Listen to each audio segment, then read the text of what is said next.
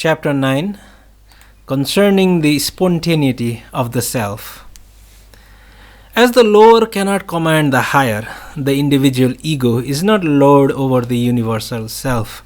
Hence, from the individual standpoint, the realization is spontaneous and thus is often called an act of grace. The self, which it must be remembered is identical with divinity, does not stand within the causal sequence. Consequently, strictly considered, the realization of the self is never an effect of causes set up by the individual man acting in space and time. The latter, through his efforts, prepares the candle, as it were, but the flame is lighted through a spontaneous act of the spirit. But here is where love enters in the highest sense. And love is not constrained by the causal law which governs within space and time. Yet love never fails the beloved. This love excludes none. For I, Spirit, deny none of my children. Such is not my nature. Ever waiting, ever forgiveness. Ever waiting, ever forgiveness. I pour myself in through the open doors. Practically, the spontaneity of the self works through man to man, though it cannot be said that it manifests in no other way. In the Gita, Krishna says, I am in all men, but not all men are in me. The implied meaning is, some men are in me, that is, those who attained the realization. Such men are the divine presence itself. Thus, the Guru, if he is in fact a Guru in the true spiritual sense, is divinity. Such a man can light the flame. The aspirant should seek his Guru in his inner consciousness and turn to him as to divinity itself. Chapter 10, Seek Me First. The joy is not the end in itself to be sought. Seek me first, and then my knowledge and my joy will also be thine. Seek me for my own sake, and not for any ulterior motive. I and I alone am the worthy end of all endeavor.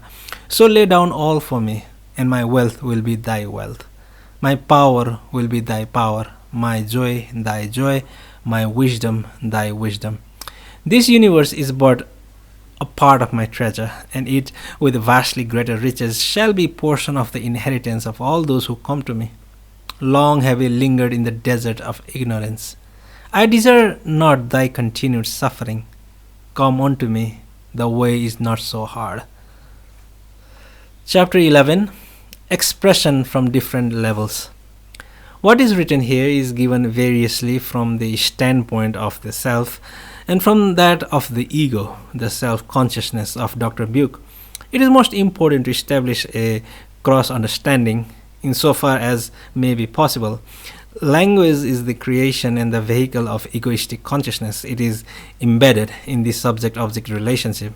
Speech or writing, as from the perspective of the self, involves unavoidable obscurity, analogous to that which would be found in attempting to express the abstract thought in every concrete language of a primitive people. But in the former case, the difficulty is very much greater. Only in silence can the self be known as it is, and this is not knowing in the object-subject sense.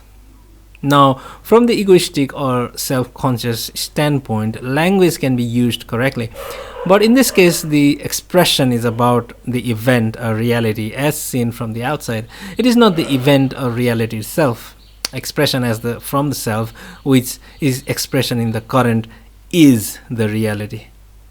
Necessarily, there is a mystical quality in the latter, but not implying irrationality in the sense of anti-rationality.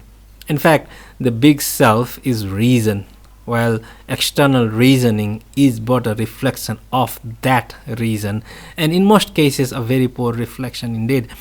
What the self, the capital self, together with transcendent and cosmic consciousness actually is, can be known only through recognition or knowledge through identity. He who knows can speak and be understood by another who knows. But others, at best, will feel something or sense a light which attracts them. They may find induced in them something of a great joy and peace. All of this becomes strong evidence that the kingly knowledge is, and thus builds a presumption of the reality of the goal to be sought. Then one here and one there, and we hope many may be steered to a desire to know in the inner sense. And that desire must be planted in the soul before the awakening can take place. A strongly developed egoistic consciousness is a barrier, but at the same time, it is a power. The barrier can be mastered and the power retained. Highly developed capacity in relative knowledge is not to be scorned. Many genuinely illumined men have not seen clearly with respect to this point. The result is that while such men have made the crossing for themselves, they have left poor bridges for others. It is this bridge building that is really important work.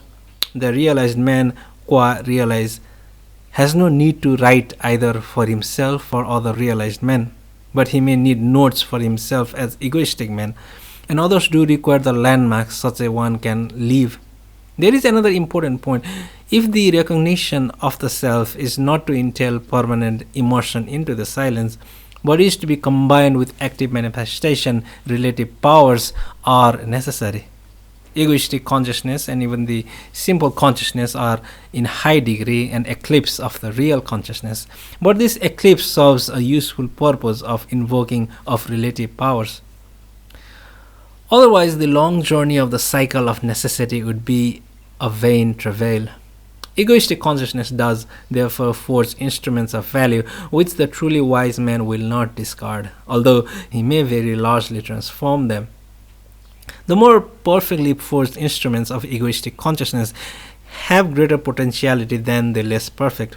But the men who have built such instruments naturally have a stronger egoistic force than others, with correspondingly greater barriers to overcome.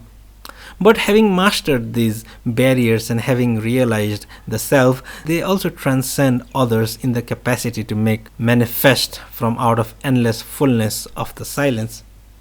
We do not scorn, but on the contrary, desire such men, and will do all that can and may be done to demonstrate the fact of the inner reality and clarify the rationale of the way whereby that reality may be realized.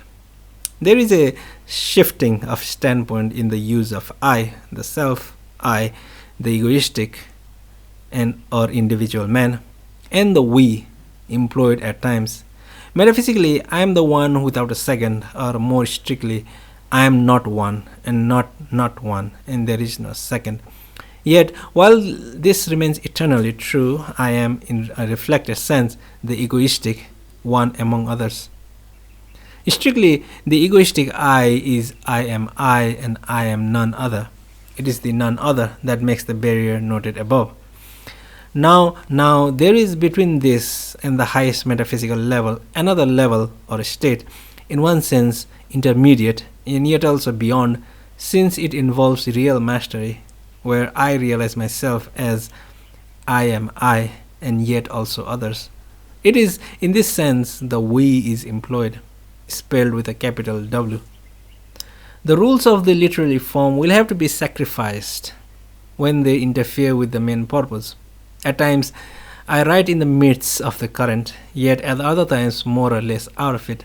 The current carries authority, and in the face of this, literally rules must be discarded when they act as barriers to meaning.